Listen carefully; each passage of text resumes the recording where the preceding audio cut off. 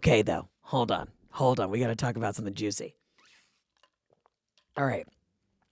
So I got invited. I don't know if I'm allowed to talk about this. Whatever, I'm going to. I got invited to the head of Netflix. His name's Ted Sarandos. I got invited to his house for this brunch on Saturday. And it was so fucking wild. I show up. This thing was nicer than my wedding. And if you came to the comeback tour, you know I had a nice fucking wedding. We show up for this brunch, casual brunch. Of course, I see the dress code and it says like summer cocktail, daytime cocktail. I'm in a gorgeous silk suit that my stylist Sonia Young found from L'Agence. It was like a cream with like a black floral paisley. I looked sharp, had hair and makeup done. I show up and there's about 3 male comedians in Hawaiian shirts, not even buttoned, with no shoes on. And I immediately was like, fuck me. Okay, I'm a Southern belle. If there's a dress code, I'm going above and beyond. You know, I'm getting a blowout. I'm wearing a diamond. I might even put on a string of pearls. And I just was laughing. I walk into this brunch and immediately I'm like, here we go. It's like, it in a great way, it was like high school all over again. You had like all the female comedians at one side of the dance floor and all the male comedians at the other side. And then we took this big class photo, if you will, this yearbook photo. And finally, we all got to like mush in together and start mingling. I got to meet Miss Pat, who's one of my favorite comedians. She's iconic. I adore her. I got to see so many people. Saw my girl Whitney Cummings, saw Chelsea Handler, saw Tom Papa and Jim Gaffigan, and I got to talk to Sebastian Maniscalco, and we were giggling about all sorts of shit, and it was just really wild. It was a real surreal moment to be at the home of the head of Netflix, because I was taking notes. You know what I mean? I was like, the hedges are tall, but I just want you to know I do know where you live. But it was just one of those wild things where it's like, okay, all right, you got invited to the club. You were here. Don't be an asshole. And I got to meet so many other comedians that I've just looked up to for so long. And it was funny, but it was a real social experiment. Just know if there's a dress code in New York for anything, if they say, hey, I don't know, wear winter white, everyone's going to be in the dress code. Okay, if not, elevated even more. If there's a dress code in Los Angeles, people are just going to show up in fucking banana hammocks with a loose menthol cigarette hanging out of their mouth. You know what I mean? Nobody gives a fuck. It's all into your own interpretation. So I, of course, looked like an absolute class act, but I could have worn Umbro shorts and a nice Birkenstock slide, and probably would have gotten more attention. Playing by the rules. You know, and it reminded me, I was walking out of that brunch after meeting so many people and having such a great time, and, you know, so grateful to Ted for his hospitality, and just thinking like, I've always kind of done it my own. I love to show up to the party in a silk press suit or a sequin dress. Like, that's just who I am. And I had to remind myself the entire week, because you're surrounded by so many other people in your field, and it shouldn't be competitive. We all have different voices, point of view, but there's some moments where you're like, am I doing it as well as the next person? And that's just the nature of the game. And I said, I got to lean in. I love makeup. I love hoops. I love diamonds. I like spray tans. I like all this shit. And I'm not going to change who I am for somebody else. I ran into Nikki Glaser. It was the day of the brunch was the day right. I can't even talk today. Sorry. I ran into her 24 hours before she did this roast, and we were chit-chatting, and I adore her. And she's just like, we've been working on this so hard. I said, you're going to fucking crush.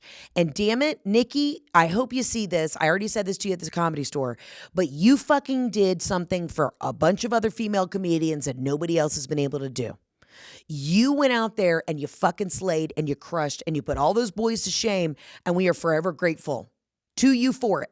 And I saw you the night after the roast, and I said, bitch, you fucking did that. She does not realize how important that was for the rest of us with loose vaginas over here. But she went out there and slayed. And I know she has a new special out, so always support women in comedy. She's the fucking tits. But we were standing around at one point at this brunch, and I was talking to Whitney and some other gals, and we were like, we got to start doing what the guys do. We all got to get together and like do jams together and support one another. And listen, people say that women don't want to be supportive in this business. I have not found that. I mean, you know, not everyone's the warmest, but it only comes from a place of there's only been one or two girls on every lineup. So you kind of were always fighting for attention and time and stage time and all this shit. And now as we're all getting more opportunities, we got to fucking work together. But I told Nikki, I said, what you did when you went out there and fucking slayed and roasted all of those motherfuckers, you proved to everybody else what a bad bitch you are. And how women in comedy are fucking doing it. All right? So shout out to Nikki. Love my girl. Anyways, let's get into voicemails. But I just wanted to tell you, it has been such an absolutely wild couple weeks. And I got on that flight to come home and I just felt so incredibly proud of the work I had done. I felt so incredibly tired. You know, I had so much dead weight with this leg that just doesn't work. And I just need to remind myself that, like, I've put in the work. I've put in the time. And being out there was a reminder that I deserve to be there just like everybody else. We all have a touch of imposter syndrome. But it also lit another fire under my ass to get even more excited about the next creative thing. And that's exciting, you know? What am I talking about? I'm just over here rambling about my own existential crisis. But it's just so y'all kind of understand like how the business works. You know, a lot of y'all found me through COVID and through the internet. But I'm a stand-up. You know, y'all will come up to me and be like, Heather, we saw you in the first tour. Well, then you should have come to the second tour because it's totally different material. And I know I have a lot of fans who are like new to comedy, stand-up in particular. So just know that when you see me going back out on the road, maybe this fall, I'm going to do some club shows, probably late summer. It's going to be all new material. I'm testing out all new stuff. It isn't the same show. Sometimes I do feel like I just got to remind everybody. But I don't know if I'm allowed. Well, we've already teased it.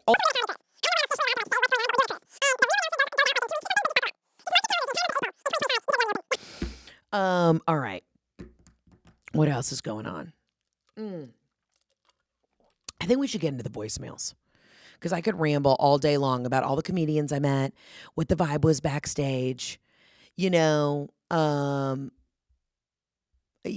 could just go. It could be a real incestual conversation. I know a lot of y'all don't really care about the behind the scenes stuff. If you do care, send me a DM and I'll tell you more stories.